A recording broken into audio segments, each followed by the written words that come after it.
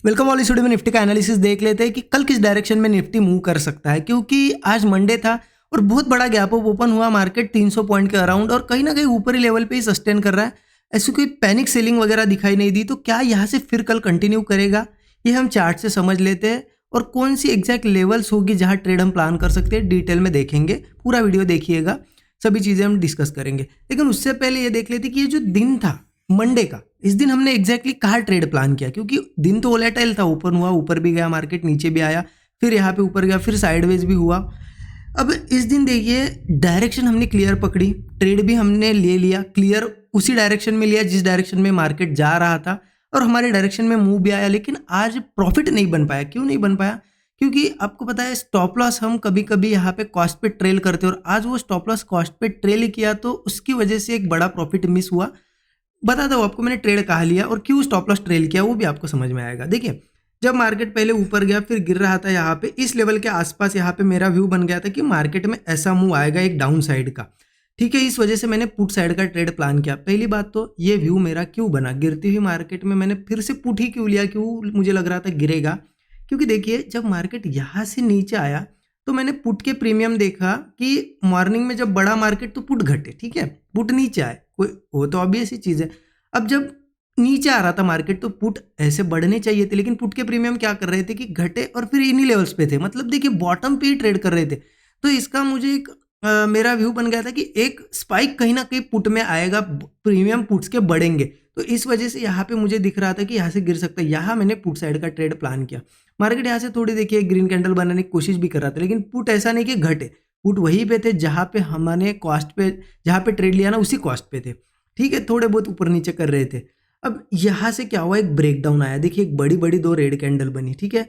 अब इसमें क्या होना चाहिए था, पुट थोड़े से तो बढ़ने चाहिए थे, लेकिन पुट कॉस्ट पे ही थे। तो यहाँ कहीं ना कहीं मेरा कॉन्फिडेंस थोड़ा, मुझे लगा कि कुछ तो गड़बड़ है, तो मैंने क्या किया, स्टॉप लॉस कॉस्ट पे लेके आया मैं, ठीक है, कॉस्ट पे लेके आया कि चलो अब बढ़ेगा तो ठीक, अगर मुझे लॉस तो नहीं देना मतलब इस ट्रेड में। और वही क्या हुआ, थोड़ा सा मार्केट यार रुका तो मेरा वो cost to cost stop loss निकल गया और फिर वहीं से मुंह आ गया, एक बहुत बड़ा मुंह आया यहाँ पे, प्रीमियम मतलब ऐसे थे और फिर सीधा स्पाइक कर गए ऊपर की तरफ, मतलब मॉर्निंग में बॉटम में थे, सीधा ऐसे स्पाइक कर गए, बड़े बड़े कैंडल्स बनाई प्रीमियम में, ठीक है। तो ठीक है, हमारा यहाँ पे एक बड़ा प्रॉफिट मिस हुआ, लेकिन हमने आज लॉस भी नहीं किया है, कॉस्ट टू कॉस्ट निकले हैं। देखिए एक चीज़ मैं आपको बताता हूँ, अगर आप कंटिन्यूसली लॉसेस कर रहे हो, हर मंथ लॉस में आ रहे हो ना, तो एक चीज़ बताता हूँ, आपका ऐसे कभी बड़े मूव मिस हो गए या फिर मान लो आपका एसएल भी चला गया, उस वजह से कभी भी आप लॉस में नहीं आते हो, ध्यान रखना, उस वजह से आप मंथ के एंड में कभी भी लॉस में नहीं आते हो, ठीक है। लॉस में कब आते हो, इसके बाद आप क्या कर रहे हो, क्योंकि देखिए जब ऐसा बड़ा मूव मिस होता है उसके बाद बिगिनर खास करके बहुत रिग्रेट आता है उनके मन में कि काश मैं रुकता, थोड़ा ट्रेल ना करता, इतना बड़ा मुझे मूव मिल जाता, ऐसा होता। फिर वो क्या करते हैं ना कि ये मूव कहीं ना कहीं यहाँ से चाहते हैं मार्केट से, तो वो क्या करेंगे, हर एक ग्रीन कैंडल पे कॉल लेंगे, वो भी हेवी क्वांटिटी में, हर एक रेड कैंडल पे पुट भी लेंगे हेवी क्वांटिटी में, क्योंकि वो क्या चाहते हैं कि ये यहाँ पे जो प्रॉफिट बना सकते थे वो कहीं ना कहीं से उन्हें चाहिए। और ऐसे में क्या करते हैं, मार्केट साइडवेज हो जाता है, बड़ी क्वांटिटी ले लेके बड़ा लॉस करते हैं, और वो बड़ा लॉस, वो जो बिग लॉस होता है ना, वो कभी रिकवर नहीं होता है। तो ये गलती कभी नहीं करना है, ठीक है। एसएल पे एसएल दो, अगर ऐसे मूव मिस हो जाए होने दो, क्योंकि कल मार्केट ओपन होगा, कल फिर बड़ा मूव आएगा, कल नहीं आएगा परसों आएगा, प्रॉफिट बना लेंगे हम, कोई बात नहीं। ऐसा आप फॉलो अगर करोगे ना ये चीज़, तो मंथ एंड में आप प्रॉफिट में ही आओगे। लेकिन ये अगर रिग्रेट आ गया और फिर वो रिकवर करने की आप कोशिश करोगे ना, वो मूव कि मुझे चाहिए ही चाहिए कहीं से भी, तो फिर वो गलत हो जाता है, ठीक है। आप देख सकते हो, देखिए मैंने ये ट्रेड भी शेयर किया था, मैं आपको पहले दिखा देता हूँ, ये स्टूडेंट ग्रुप है, 11 बजे के आसपास ये शेयर किया था मैंने, क्लियर बताया था कि पुट के प्रीमियम बढ़ नहीं रहे तो एक स्काल्प हम ले सकते हैं, ठीक है। क्योंकि ट्रेंड वैसे बुलिश था, मार्केट गैप अप हुआ, ऊपर ही लेवल पे ही थे हम, लेकिन यहाँ से मुझे एक्सपेक्टेड था थोड़ा मूव, मैंने ट्रेड भी लिया, आधे घंटे के आसपास होल्ड भी किया, लेकिन उसके बाद देखो, आप देख सकते हो वो मैंने एग्जिट कर दिया, देखिए 11:40 को ट्रेड एग्जिट कर दिया, और उसके बाद आप देखो इसके बाद कोई ट्रेड नहीं प्लान किया है। तो ये कंट्रोल आपको रखना पड़ेगा, बड़ा मूव मिस हो जाए उसके बाद मार्केट देखो, अगर ठीक है सेटअप दिखता तो मैं कुछ ट्रेड लेता भी सेटअप पे, लेकिन मुझे कुछ दिखा नहीं, मैंने नहीं लिया, ठीक है। तो ये चीज़ आपको फॉलो करनी पड़ेगी। तो ये आज का ट्रेड था, आप जरूर कमेंट में बताइए आपने कहाँ ट्रेड लिया। अब देखते हैं कि कल कहाँ ट्रेड हम प्लान कर सकते हैं। तो सबसे पहले मैं आपको डेली चार्ट पे ले जाता हूँ, ठीक है, वहां पे आपको क्लियरिटी आएगी कि एग्जैक्ट कर क्या रहा है मार्केट, ठीक है। तो डेली चार्ट पे हम चलते हैं, मैं डेली चार्ट ओपन कर रहा हूँ यहाँ पे, तो अब डेली चार्ट में ओपन करता हूँ, क्लियरली समझ लेते हैं कि यहाँ एग्जैक्टली कर क्या रहा है मार्केट। देखिए प्राइस एक्शन अगर मैं बताऊँ आपको, प्राइस एक्शन के हिसाब से ये जो बॉटम बना है, मतलब यहाँ से मार्केट थोड़ा पहले बाउंस लिया और सीधा गैप अप हो गया, राइट। तो यहाँ ऐसा कोई कह सकते हैं कि सपोर्ट भी नहीं है, सपोर्ट भी नहीं है, और ऐसा कोई सेटअप भी नहीं बना है जिससे कहे कि मार्केट बहुत ज़्यादा ऊपर जाएगा। ये मुझे लगता है ये जो गैप अप हुआ, हो सकता है ये न्यूज़ बेस्ड हो और एक स्ट्रक्चर को भी फॉलो करते हुए हुआ है। कैसा स्ट्रक्चर है देखिए, मैं ये मार्क करके दिखाता हूँ आपको। यहाँ से एक ऐसी लाइन मार्क करिए, ठीक है, इसको चाहे तो मैं थोड़ी बड़ी करता हूँ, और एक ऊपर से मार्क करिए इस तरीके से, ठीक है। अब स्ट्रक्चर मतलब कैसा देखिए, नीचे के सपोर्ट से 4-5 बार यहाँ पे सपोर्ट लिया है मार्केट ने, यहाँ एक रेजिस्टेंस लिया है, यहाँ रेजिस्टेंस लिया है। अब ट्राई करेगा मार्केट, अगर ये पैटर्न को फॉलो करने आया है तो यहाँ से ये सपोर्ट एक बार टेस्ट करने की ट्राई करेगा, हो सकता है थोड़ा बहुत ब्रेक भी कर सकता है, और फिर वो डिसीजन लेगा कंटिन्यू करना है या गिरना है। लेकिन ये पॉसिबिलिटी है अब कि यहाँ जब कितना ऊपर गैप अप हुआ है तो यहाँ से गिरना, उससे अच्छा मार्केट को ये होगा कि इसको टेस्ट कर ले, तो ये पॉसिबिलिटी है, ठीक है। तो उस हिसाब से हम देख लेते कि एग्जैक्टली हम क्या कर सकते हैं ऐसे में।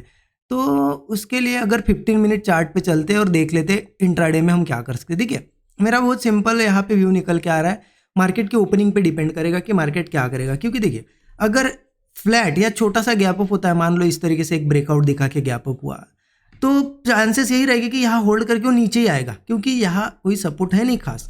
मार्केट इसके नीचे तो एक बार आएगा ही, क्योंकि यहाँ एक सपोर्ट है नीचे, नीचे जो सपोर्ट आ जाता है वो है 24,825 से 24,810, मतलब आप समझ लो 10-15 पॉइंट का एक जोन है, ये सपोर्ट जोन है।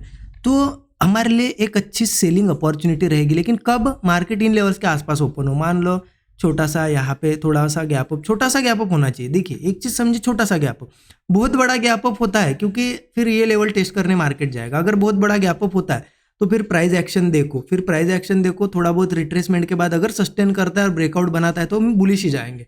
अगर बड़ा गैप अप होता है, मान लो बड़ा गैप अप मतलब 25,000 के आसपास या ऊपर होता है, तो फिर वो उसके चांसेस रहेगी कि ऊपर जाए, क्योंकि फिर रेजिस्टेंस इस लेवल के आसपास है, 25,080 के आसपास वो आएगा, फिर इसको भी हो सकता है ब्रेक करे, ठीक है। तो बड़े गैप अप में तो बुलिश ही है। लेकिन अगर छोटा मोटा गैप अप होता है इस हाई के नीचे नीचे यही कहीं, तो चांस हम ढूंढ सकते हैं कि सेलिंग का हमें मिले। मतलब मान लो यहाँ ओपन हुआ, थोड़ा सा नीचे आया, फिर होल्ड कर गया और फिर ब्रेकडाउन दिखा दिया, तो हम पुट लेंगे, ठीक है। या फिर मान लो यहाँ पे कोई ब्रेकआउट जैसा दिखा और ब्रेकआउट फेल हो गया तो हम पुट लेंगे। या फिर मान लो ऐसा भी हो कि मार्केट इसी लेवल के आसपास ओपन हो और कोई ब्रेकडाउन दिखाए तो हम पुट ले सकते हैं, क्योंकि एक बार वो इस सपोर्ट तक आएगा। अगर 810 ब्रेक करता है तो फिर नीचे आ सकता है ये 24,740 तक भी, क्योंकि फिर यहाँ सपोर्ट है। लेकिन देखिए जैसा कि हमने डेली चार्ट पे देखा, मार्केट गैप अप हुआ है, इस लेवल को टेस्ट करने की कोशिश भी करेगा, तो इतना ज़्यादा नीचे नहीं आएगा। मुझे तो नहीं लगता कि ये गैप वगैरह फिल करेगा, ज़्यादा से ज़्यादा ठीक है यहाँ तक आएगा या फिर इस सपोर्ट तक आ सकता है, फिर वो ऊपर ही जाएगा, ठीक है। इतना ज़्यादा गिरने की पॉसिबिलिटी नहीं है। प्राइस एक्शन देख के मैं बता रहा हूँ, मेरे मन से कुछ नहीं बता रहा हूँ, जो प्राइस एक्शन अभी मुझे समझ में आ रहा है उसके हिसाब से बता रहा हूँ, ठीक है। तो सेलिंग की भी एक अच्छी अपॉर्चुनिटी और गैप अप वगैरह होता है बड़ा, तो बाइंग की भी है। और बहुत ही बड़ा गैप अप हुआ आज जैसा ही 300 पॉइंट के अराउंड, तो फिर हमें प्राइस एक्शन देखना पड़ेगा कि प्राइस एक्शन एग्जैक्टली क्या बन रहा है, कैसे बन रहा है उसके बाद। क्योंकि बहुत बड़ा गैप अप होगा, फिर वीकनेस दिखेगी तो सेलिंग भी आ सकती है, थोड़ी जैसे आ जाए।